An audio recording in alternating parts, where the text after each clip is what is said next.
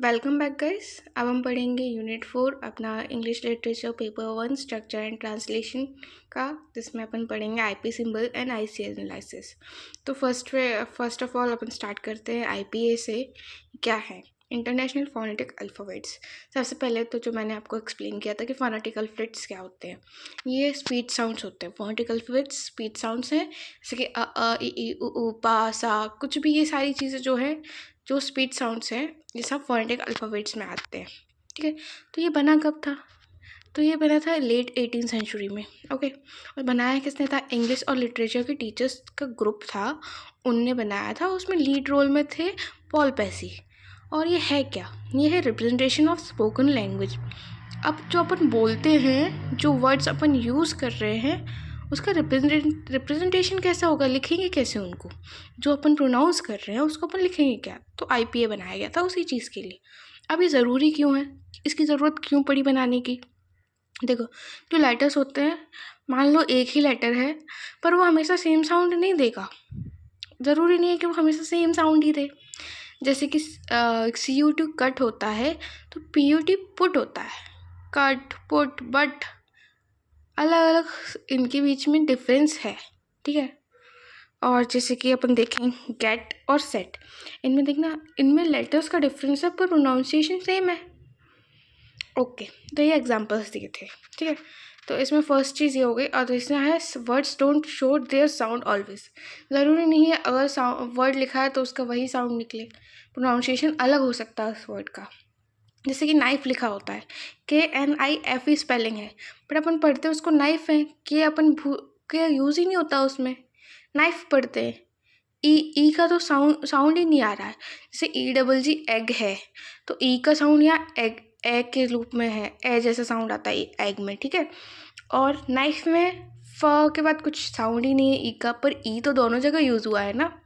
Okay, next चीज़ है in some language writing varies same language. ठीक है, एक ही लैंग्वेज में अलग अलग वर्ड्स, मतलब सेम वर्ड के अलग अलग मीनिंग्स निकलते हैं, अलग अलग प्रोनाउंसिएशन निकलते हैं। तो इसलिए ज़रूरी थी कि फोनेटिक सिस्टम बनाया जाए, अल्फ़ाबेट्स बनाए जाए, जिससे कि हम उसका प्रोनाउंसिएशन सीख सकें। ओके, अब नेक्स्ट इसमें है कॉमनली यूज्ड आईपीए सिंबल्स। तो ये सब आप एक बार देख लीजिए, पढ़ लीजिए, ये आपको आगे लेक्चर में मिलेंगे। इसी यूनिट में ये सारे वर्ड्स यूज में आएंगे, इनको एक्सप्लेन किया गया है, इसलिए मैं अभी इनको छोड़ दे रही हूँ। तो आप जब ये टॉपिक आएंगे उसमें आप एक्सप्लेन कर लेंगे, तो आप वहाँ से इसको देख सकते हैं। ओके, तो मूविंग अहेड आप पढ़ेंगे फोनेटिक्स। जैसे कि मैंने बताया था, phonetics is scientific study of the production, transmission and reception of speech sound. अब ये सब होता क्या है? देखो, साइंटिफिक स्टडी तो अपन समझते हैं कि जो लैब में की जाती है, वो मैंने पहले भी आपको फोनेटिक्स के बारे में बताया था फर्स्ट यूनिट में। ओके, तो अब इसमें नेक्स्ट चीज़ ये है हाउ साउंड ओरिजिनेट्स। फोनेटिक्स में अपन पढ़ते क्या कि साउंड बन कैसे रहा है, उसका ओरिजिनेशन कैसे हो रहा है, वो ट्रेवल कैसे कर रहा है, एक दूसरे को सुनाई कैसे दे रहा है। तो ये सब चीज़ें अपन किस में पढ़ेंगे? फोनेटिक्स में पढ़ेंगे। ओके, अब देखते हैं हिस्ट्री ऑफ फोनेटिक्स। तो फोनेटिक्स की हिस्ट्री क्या है?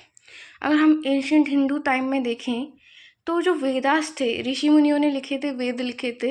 अब उन वेद में एकदम एग्जैक्ट प्रोनाउंसिएशन था। उन वेद को अगर आप एग्जैक्ट प्रोनाउंसिएशन बोलेंगे तो वो सही है, वरना तो आप ईश्वर की तौहीन कर रहे हैं, ऐसा कुछ रहता है। जो वेद पढ़ते हो तो उसको एकदम लय में पढ़ना पड़ता है, उसी प्रोनाउंसिएशन में पढ़ना पड़ता है। अगर अपन गलत पढ़ेंगे तो उनका मानना ये था कि आपके ऊपर कुछ विपत्ता आ जाएगी।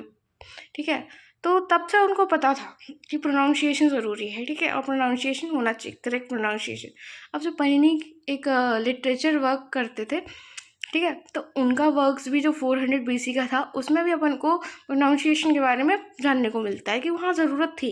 फिर पतंजलि में भी, फिर उसके बाद में अर्ली स्टडीज़ बताती है कि लेक्सिकोग्राफी, जो अर्ली स्टडीज़ थी उसमें लेक्सिकोग्राफी स्टार्ट हो गई थी। लेक्सिकोग्राफी मतलब होता है डिक्शनरी में मीनिंग लिखना, वो लेक्सिकोग्राफी है। ठीक है, तो बुद्धिस्ट लोग थे, उनने चाइनीज़ और जापानीज़ इन लोगों के डिक्शनरी लिखने में हेल्प की है, उनके वर्ड्स लिखने में हेल्प की है। ऐसे ही क्रिश्चियन लोग ने ग्रीक और रोमन और बहुत सारी लैंग्वेज जो अब एग्जिस्ट ही नहीं करती हैं, उन सब में हेल्प की है लिखने में। ठीक है, फिर 16th सेंचुरी में क्या था कि बहुत सारे लोग थे, लाइक बहुत सारे राइटर थे, पोएट्स थे, जो कुछ भी थे लिटरेचर वर्क वाले, लिटरेचर फील्ड के, तो वो लोग इस टाइम बहुत एक्टिव थे, ठीक है। पर उनमें से जो हर्ट और विल्स थे वो मेन कैरेक्टर में थे। हर्ट्स और विल्स ने क्या किया था कि फोनेटिक सिस्टम के लिए एक रिवाइज्ड सिस्टम लेके आए थे, मतलब फोनेटिक्स के लिए एक रिवाइज्ड नया सा सिस्टम लेके आए थे। ओके, ठीक है। तो फंक्शन ऑफ स्पीच ऑर्गन, उनने बताया था कि स्पीच ऑर्गन का फंक्शन क्या होता है, और सजेशन दिया था कि फोनेटिक्स जैसा कुछ होना चाहिए, स्पीच साउंड्स को लिखना चाहिए, फोनेटिक्स बननी चाहिए जिसमें अपन स्टडी कर सके, ठीक है, कि क्या प्रोनाउंसिएशन किस वर्ड से है, ये सब अपन स्टडी कर सकते। तो फोनेटिक्स का सजेशन दिया था उन्होंने। ओके, नेक्स्ट आता है 17वीं सेंचुरी। तो इसमें क्या हुआ, क्रिस्टोफर कॉपर, ये भी एक लिटरेचर वर्क के हैं।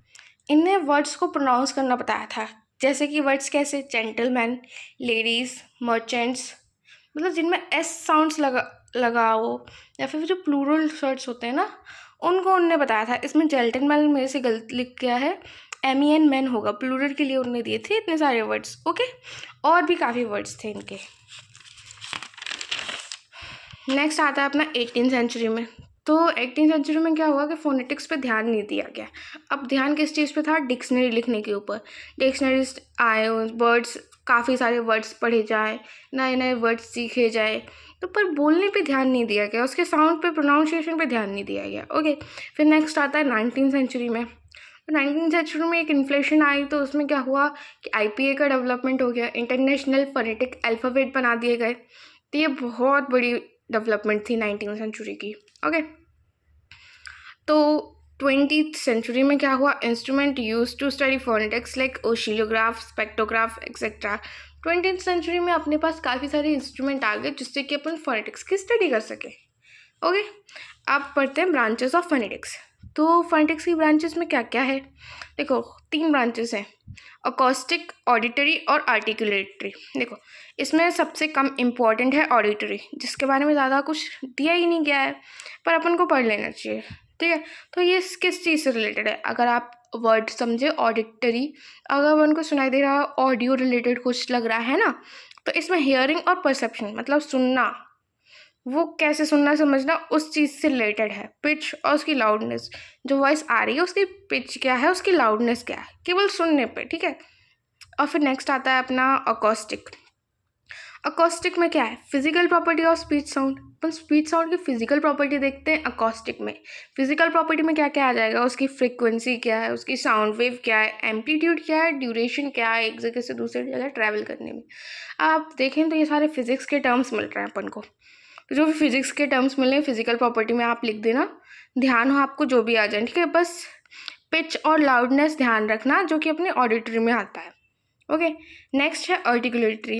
अब आर्टिकुलेटरी फोनेटिक्स में क्या आता है, आर्टिकुलेटरी में अपन बॉडी पार्ट्स पढ़ते हैं, कौन से बॉडी पार्ट मूव होगा तो क्या आवाज़ आएगी, कहाँ से क्या ट्रैवल होगा, तो कौन सा बॉडी पार्ट से क्या साउंड आता है, तो वो अपन आर्टिकुलेटरी फोनेटिक्स में पढ़ते हैं। ओके, तो आज का अपना टॉपिक सीन कंप्लीट होता है।